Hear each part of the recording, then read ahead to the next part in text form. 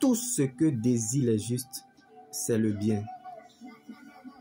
Mais ce que peuvent attendre les méchants, c'est la colère. Comme Moïse a perdu la fidélité de Dieu en chemin.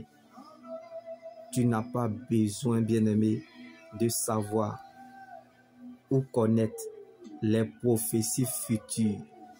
Comme Moïse a reçu toutes les révélations du monde mondial. Il est monté sur la montagne. Il a vu Canaan, mais il n'a pas pu entrer à Canaan. Moïse a perdu la fidélité de Dieu en chemin. Moïse n'a pas pu terminer l'année. Il est mort.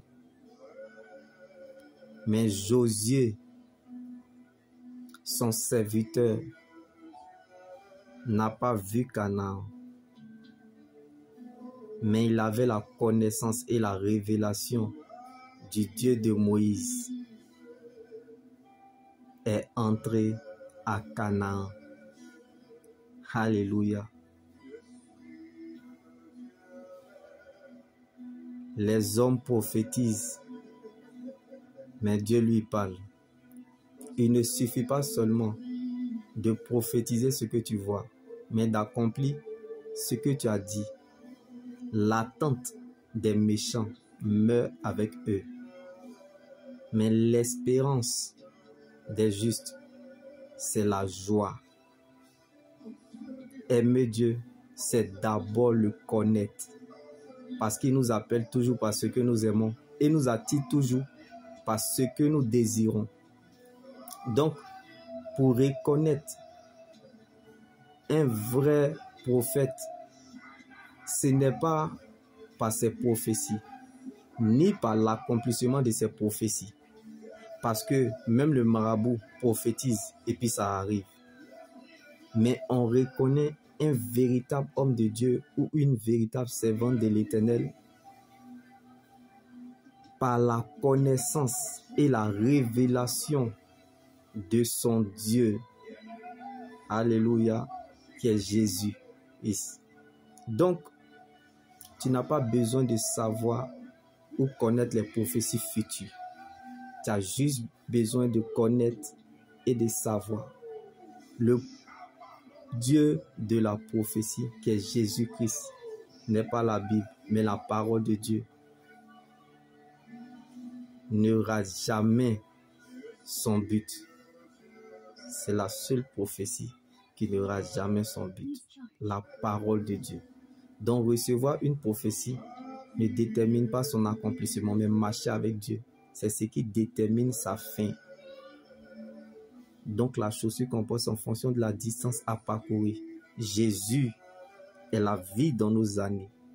Donc sa présence dans notre vie est la chose la plus importante que Dieu donne à une personne. Comme Josué dans la vie de Moïse. Bien-aimé, ne cherche pas à connaître les prophéties futures, mais cherche plutôt à connaître le Dieu de la prophétie, qui est Jésus-Christ, est la parole de Dieu, est la seule terre solide sur laquelle nous pouvons nous tenir. On ne l'a pas choisi, c'est lui qui nous a choisi. Personne ne s'est sauvé lui-même, mais c'est Jésus qui allait le chercher. Jésus t'aime plus que la bénédiction, mais son amour ne te forcera pas à le suivre. Si Dieu te veut, il t'aura. Alors aimer Dieu sans raison apporte à la raison ce qui est inaccessible. Comme Josué n'a pas eu besoin de voir Canaan, ni de recevoir les prophéties futures. Mais il a eu juste besoin de connaître le Dieu de la prophétie afin d'entrer à Canaan. Quand nous nous approchons de Dieu de manière sincère, nos problèmes s'en vont de manière inimaginable. Alors, quelle que soit la majorité de places que tes problèmes prendront dans une valise, la petite place que tu laisseras à la parole de Dieu fera la différence. Comme l'histoire de Josué. Un jour, le Seigneur mettra fin au règne de Satan sur ton chemin et mettra la différence à ton sujet, non pas parce que tu as raison, mais parce que tu es sa raison. Que les gens veuillent ou pas, mon Dieu se révélera à toi. tu entendras sa voix. Il changera ton identité, ton nom. Mon Dieu se souviendra de toi. Il n'arrangera pas, mais il s'arrangera à ton sujet. Donc, bien-aimé, ce n'est pas parce que tu ne vois pas que tu ne croiras pas. Ce n'est pas parce que tu n'as pas encore vu que tu ne croiras pas.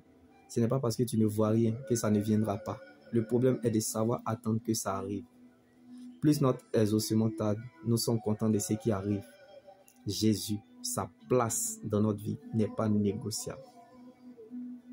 Donc ce que nous vivons, c'est le résultat de ce Dieu qui n'est pas à sa place. Si Dieu n'est pas à la première place dans ton cœur, pourquoi tu lui demandes, bien-aimé, pourquoi tu veux que, bien-aimé, qu'il te mette à la première place dans la sienne?